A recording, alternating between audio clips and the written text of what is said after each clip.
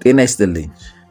በህይወቶ ውስጥ ትልቅ ቦታ መድረስ ፈልገው ነገር ግን እችላለሁ ወይ የሚል ፍርሃት አግዶት ያውቃል? ብዙዎቻችን ጎበዝ ሆነን ሳለ በራስ መተማመን ማጣት ብቻ ብዙ እድሎችን እንድናጣ ያደርገናል። ዛሬ በዚህ ቪዲዮ በሳይኮሎጂ የተረጋገጡና በራስ መተማመኑን በከፍተኛ ሁኔታ የሚጨምሩ 5 ቀላል መንገዶችን እናያለን። እስከ መጨረሻው አብራችሁን ቆዩ። አንደኛው የሰውነት ቋንቋን መጠቀም። የመጀመሪያው ነጥብ አእምሯችንን በሰውነታችን ማዘዝ ነው። ሳይኮሎጂስቶች እንደሚሉት በራስ የመተማመን ስሜት ባይሰማዎት እንኳን እንደ በራስ መተማመን ያለው ሰው ቀጥ ብሎ መቆሙ በአእምሮ ውስጥ ያለውን የጭንቀት ሆርሞን ይቀንሳል። ትከሻውን ቀጥ ያደርጉ፣ አይን አይን ተመልከቱ። ይህ ለሌሎች ብቻ ሳይሆን ለራስዎም ብርታት ይሰጣል። ሁለተኛ፣ በአሉታዊ ራስን ማውራት ማቆም። ስቶፕ ኔጌቲቭ ሴልፍ ቶክ የምንለው ማለት ነው። ብዙ ጊዜ እኛ ለራሳችን የምንሰጠው መልስ ሌላው ስለኛ ከሚሰጠን በላይ አሉታዊ ነው።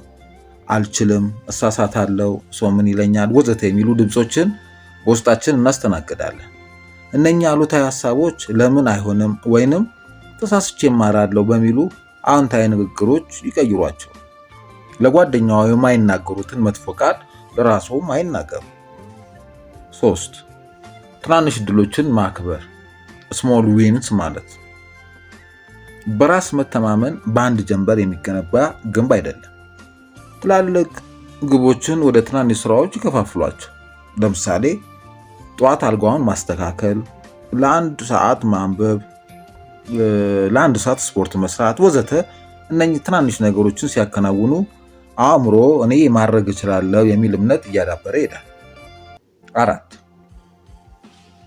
ራስን ከሌሎች ጋር አለማወዳደር። በተለይ በሶሻል ሚዲያ ዘመን የሌሎችን ስኬት ከኛ ጅምር ጋር እናወዳደራለን። ይህ ትልቅ ስህተት ነው። የእርሶ ውድድር ከትላንትናው ማንነቱ ጋር ብቻ ይሁን። 5. ለስህተት ቦታ መስጠት። በራስ የሚተማመኑ ሰዎች የማይሳሳቱ አይደሉም፣ ስህተትን የማይፈሩ ናቸው። ስህተት መማሪያ መሆኑን ይቀበሉ።